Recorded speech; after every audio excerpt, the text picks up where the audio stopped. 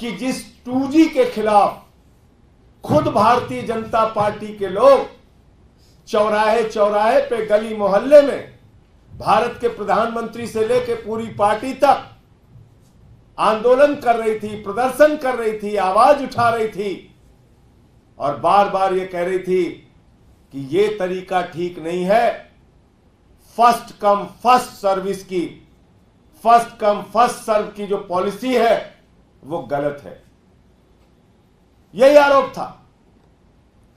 और 2012 में माननीय सर्वोच्च न्यायालय का ऐतिहासिक जजमेंट आया, ऐतिहासिक जजमेंट।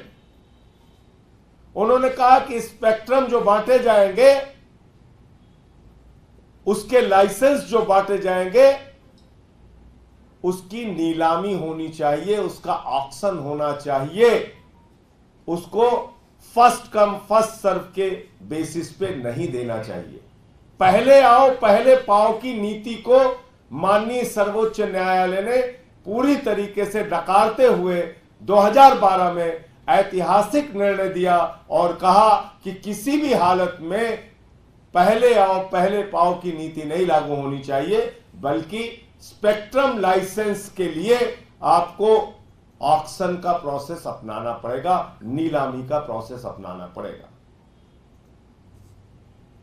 लेकिन मोदी जी और उनकी सरकार, भारत के प्रधानमंत्री पूरे देश के सामने आज बेनकाब हो गए।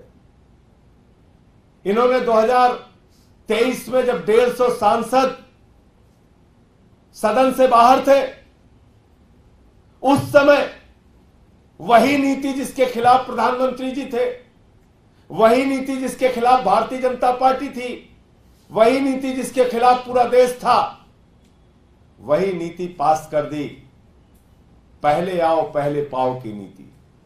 एडमिनिस्ट्रेटिव प्रोसेस से स्पेक्ट्रम लाइसेंस देने की नीति देश की संसद में उस समय पास की गई जब लोकतंत्र की हत्या करके 150 सांसदों को निलंबित करके बाहर किया गया था। भारत के प्रधानमंत्री कोई मामूली आदमी नहीं है, दुनिया के अपने आप को सबसे बड़ा ताकतवर नेता होने का दावा करते हैं।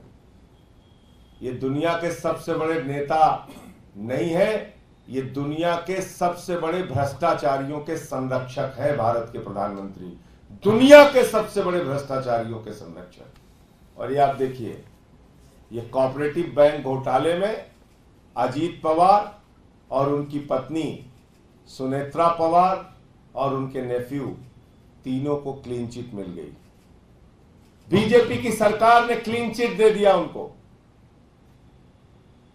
मोदी जी ने क्लीन चिट दे दिया। ये आप कर रहे हैं, खुद से आरोप लगाते हैं 70,000 करोड़ के घोटाले का, कोऑपरेटिव बैंक घोटाले का जिक्र करते हैं आप। इसका जवाब कौन देगा? प्रधानमंत्री जी।